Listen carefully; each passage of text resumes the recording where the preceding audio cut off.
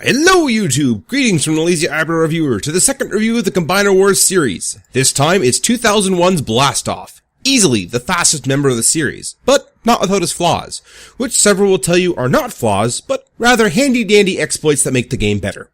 So, Blastoff. Blastoff in this iteration is another redeco of the Slingshot mold, just like Fireflight is also.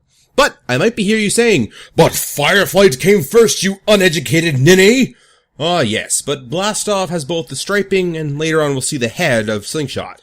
So I'm inclined to believe it's the Slingshot version that was the original. Anyway, Blastoff himself. Well, what can be said about this figure that hasn't already been said about Slingshot and Fireflight? First off, mods.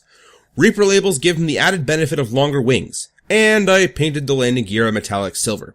Besides that, what do I think of the Blastoff as a jet? Well, I love it, and for a few reasons.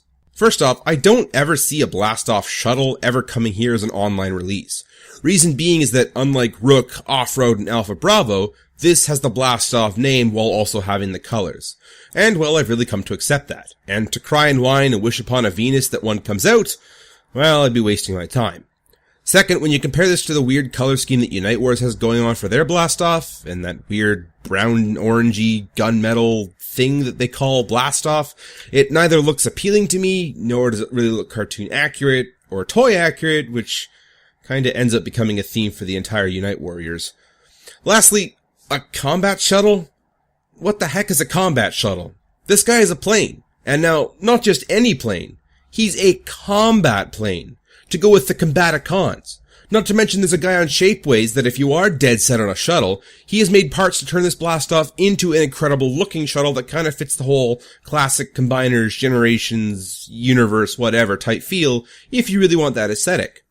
So in short, picking this particular mold if Hasbro had time constraints due to the release of other things such as Titan's Return, I'm glad they took this mold and at least made him a clone of Falcon to squeeze him in at the last minute. Yeah, we're paying for it still, almost 15 months later because we have the same mold, and he doesn't even use his swords, but his mold set has just become so wide known to be a clone that you honestly can't change it too much without upsetting a lot of people. Alright, moving on then to the limb modes, and because I've covered them extensively in the previous reviews, I'll just cut right to it. Leg mode is alright. It does the job, it's nice and compact, but doing so removes a bit of playability in combined form, so we'll jump on ahead to what mostly everyone has him as. An arm! First things first, I've noticed a lot of promotional art showing the wings flip down for Blastoff. I haven't done it for Slingshot or Fireflight, and I don't intend on keeping it this way. Although apparently for the review, I filmed it this way, so I guess that's that. Anyway, why do I love this mold choice? Well, this looks very much like Blastoff should in this mode. Or at least his proportions, and where certain parts should sit. Originally, I was going to try and really muck around with the classics Astro Train and an Alpha Bravo and see if I could somehow jerry-rig a shuttle together somehow, but I honestly think this looks way better. You end up with a cockpit up here, a single tail fin at the wrist, and, like Blastoff, thrusters and jets at the bottom, so that just like Fall of Cybertron, a flamethrower is totally possible in your imagination. Basically, if they weren't going to use the Unite Blastoff, I can't think of a better arm. Alright then, final mode, the bot. And first thing you'll note that makes him different from Slingshot. I made him actually a clone of Fireflight. As in, I had an extra head lying around for Fireflight, for the head that was originally on here was just a recolor of Slingshot, and yeah, that looks nothing like Blastoff. However, the first aid head, which I also have a spare of, might have looked a little bit better. It's a bit more accurate to the cartoon version of Blastoff, though the problem with that is the ball joint is a little too small on first aid, so therefore it won't fit on the jets. And I tried taking the combiner plug, but it's totally shaped different and won't fit inside the jet. So I used Fireflight's head, and I went with lavender eyes with a gunmetal faceplate. However, when I went to apply gloss, the paints may have been incompatible, and the gunmetal leaked into the eyes, so it kinda looks trashy.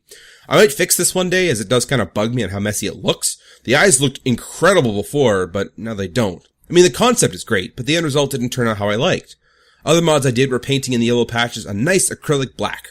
Otherwise, that's it for Blastoff. He's just a clone of the original two aerial arms. And you know what? That's totally okay in my books. Basically, I'm happy to have our brown-clad, purple energy-wielding Dark Lord the way he is, with or without swords. And he is certainly the most clone-heavy entry into the series. Regardless, this is without a doubt the fastest of the lineup, and the one fans keep coming back to debate or to defend. This has been the Lazy Eyebrow Reviewer.